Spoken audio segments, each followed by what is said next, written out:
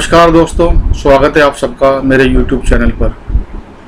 आज मैं आपको बताऊंगा कि कुंडली के जो 12 भाव होते हैं वो हमें क्या बताते हैं, क्या इनकी ज्योतिष में उपयोगिता है।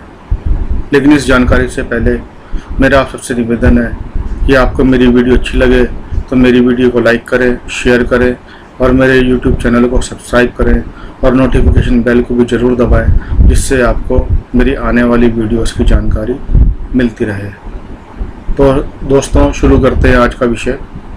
जन्म कुंडली के 12 भाव क्या बताते हैं।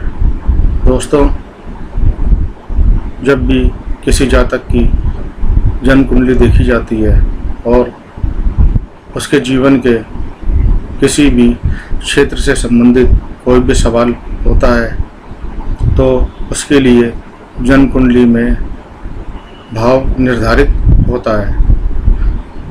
उसके प्रश्न से संबंधित भाव को देखकर, भाव का बल देखकर इस बात का निर्णय किया जाता है कि जातक को उस भाव से संबंधित अच्छे परिणाम मिलेंगे या बुरे परिणाम मिलेंगे। तो दोस्तों, शुरू करते हैं। भाव नंबर 1 से आपको मेरे राइट हैंड पर एक कुंडली दिखाई दे रही है। कुंडली में सबसे ऊपर बीच में लिखा है 1 नंबर। 1 नंबर मतलब खाना नंबर 1।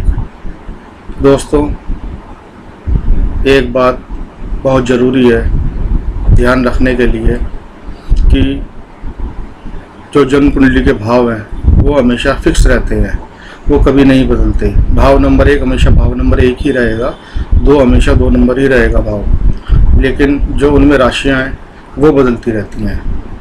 तो जो मैं आपको कुंडली दिखा रहा हूँ ये काल पुरुष की कुंडली है और ये इसलिए लगाई है ताकि आपको आसानी से विषय समझ में आ जाए। तो बीच में 1 नंबर लिखा है तो वो भाव नंबर 1 है। अब भाव नंबर 1 हमें क्या बताता है। भाव नंबर 1 को कहते हैं तनु भाव। इससे जातक का, जिसकी भी हम कुंडली देख रहे हैं, तो जातक का शरीर, उसके बारे में हमें पता लगता है।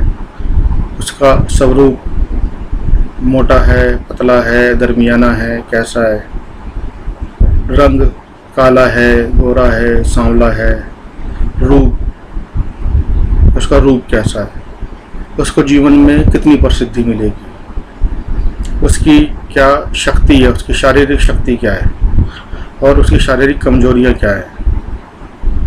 बाल्य अवस्था का जो समय है वो भी प्रथम भाव से ही देखा जाता है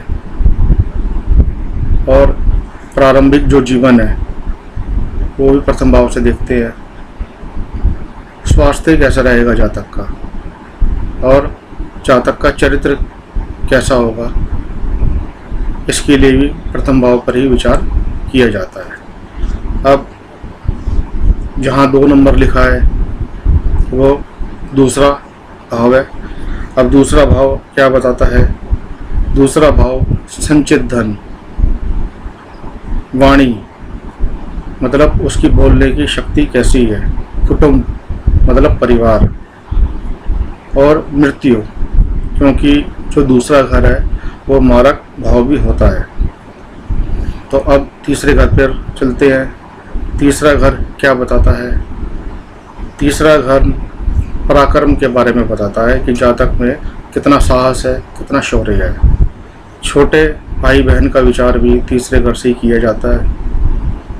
अब जो तीसरा घर है वो 9वें घर से 7वां घर है, इसलिए इस घर से पिता की मृत्यु का विचार भी किया जाता है। अब चौथे घर पर चलते हैं। चौथे घर को सुख भाव कहते हैं। जातक को जीवन में कितना सुख मिलेगा। Here is information from Wikipedia. जातक को जीवन में कितना सुख मिलेगा उसका पता चौथे घर से ही चलता है। चौथा घर माता का घर भी है और इसी घर से जातक की भूमि, भवन, वाहन, जातक को इन सब का सुख मिलेगा या नहीं मिलेगा इसका भी पता चलता है। गड़ा हुआ धन, विद्या और मानसिक शांति, ये सब चौथे घर से ही देखते हैं। अब पांचवा घर, उस पर आते हैं। पांचवें घर से यंत्र, मंत्र, विद्या, बुद्धि, मतलब जातक की बौद्धिक क्षमता कैसी है, पुत्र, भावनाएं और आकस्मिक धन लाभ जैसे लॉटरी, इन सब का विचार किया जाता है। अब छठे घर की तरफ चलते हैं तो छठे घर से हम क्या देखते हैं? छठे घर से रोग मतलब बीमारी, शत्रुओं से परेशानियां, चोट, घाव, कानूनी मुकदमेबाजी, दुख, चिंताएं, मामा और उनके बच्चे, ऋण मतलब कर्जा, नौकर और नौकरी, जब तक नौकरी करेगा या कुछ और करेगा इसका भी पता छठे घर से ही चलता है। और शास्त्रों में शोध के लिए भी लिखा है कि शोध का विचार भी छठे घर से ही किया जाता है। अब सातवें घर के बारे में बताता हूँ। सातवें घर को कलत्र भाव कहते हैं। मुख्य तौर पर विवाह से मिलने वाली खुशियाँ, स्त्री मतलब जातक की जो वाइफ है, और अगर फीमेल कुंडली है तो उस फीमेल के लिए उसका पति, पार्टनरशिप, व्यापार, विदेश यात्राएं, राजनीतिक संबंध, मृत्यु।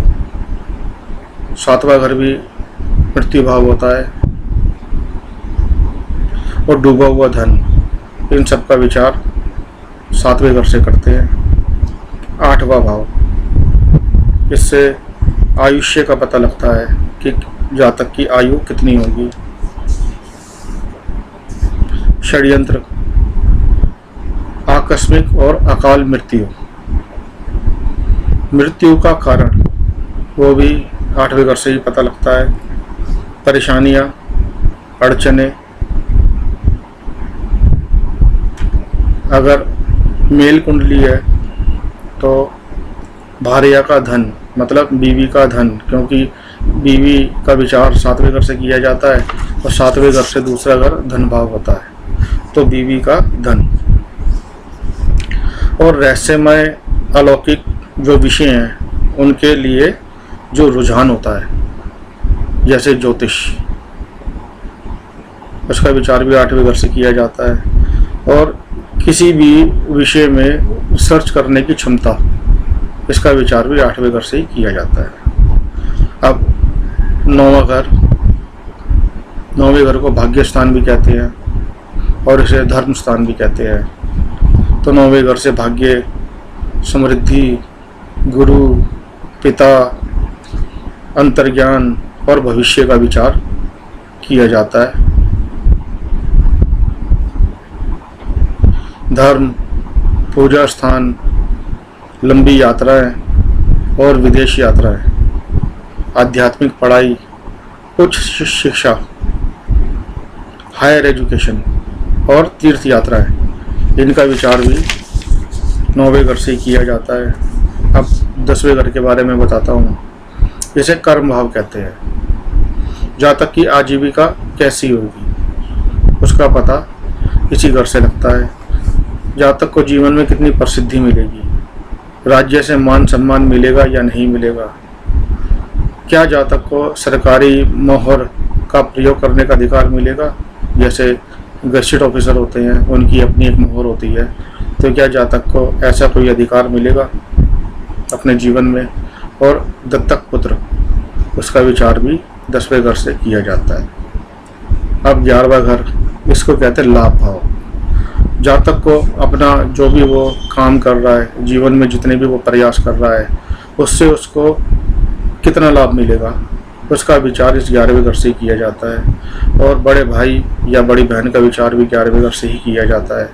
इच्छा पूर्ति, जातक की जो इच्छाएं पूरी होंगी या नहीं, उसके लिए भी 11वां घर ही देखते हैं। और भौतिक लाभ, व्यवसाय से लाभ और सम्मान, इन सब का विचार 11वें घर से किया जाता है।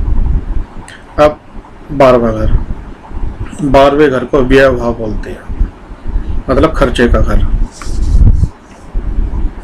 तो यहाँ से खर्चा देखा जाता है और इसको मोक्ष स्थान भी कहते हैं। अब जातक को मोक्ष मिलेगा या नहीं मिलेगा, उसका विचार भी 12वें घर से किया जाता है। और 12वें घर से जेल, अस्पताल, मतलब जातक अपने जीवन में जेल जाएगा या किसी विशेष दशा में, अंतरदशा में, गोचर में क्या जातक जेल जाएगा, अस्पताल जाएगा, तो उसका विचार 12वें घर से किया जाता है। एफडी में जो जमा पैसा है, उसका विचार भी 12वें घर से ही करते हैं। जातक को बैठ सुख कितना मिलेगा, उसका विचार भी 12वें घर से करते हैं। और जातक विदेश में निवास करेगा या नहीं करेगा, इसका विचार भी 12वें घर से ही किया जाता है। तो दोस्तों, ये मैंने आपको बताया 1 से लेके 12 घर के बारे में। तो उम्मीद करता हूँ मेरी इस वीडियो से आपको एक अच्छी जानकारी मिली होगी। मेरी वीडियो आपको पसंद आई हो तो मेरी वीडियो को लाइक करें और शेयर करें। धन्यवाद।